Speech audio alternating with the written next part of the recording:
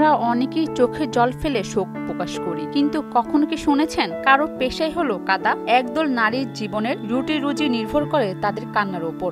ভারতের রাজস্থান রাজ্যে বাস করেন এক বিশেষ সম্প্রদায়ের নারী, যাদের বলা হয় রুদালি। রুদালি শব্দের অর্থ কান্নারত রানী। তারা পেশাদারভাবে মানুষের মৃত্যুর পর কান্না করে। শুধু কাঁদেন না, বুক চাপড়ান, বিলাস করেন, এমনকি মাটিতে গড়াগড়ি দেন, যেন শোকের প্রকাশ নাটকীয় ও দৃশ্যমান হয়। সমাজে পুরুষরা আবেগ প্রকাশকে দুর্বলতা মনে করতেন। তারা প্রকাশ্যে কাঁদেন না, মর্যাদা হারানোর ভয়ে। তাই মৃত্যুর জন্য শোক প্রকাশ করতে এনে দেয়া হতো রুদালিদের। ধনী রাজপুত্র পরিবার, পুরুষরা চুপচাপ বসে, বাইরে রুদালিরা বিলাপ করছে।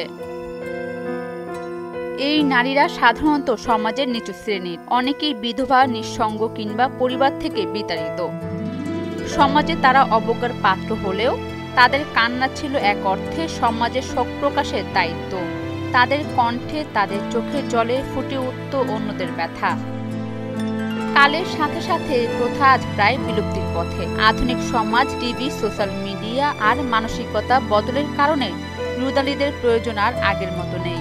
তবে রাজস্থানের কিছু প্রান্তিক গ্রামে এখনো মাঝে মাঝে দেখা যায় রুদালিদের বিলাপের। অরিন সুলতানা, মোহনা ডিজিটাল।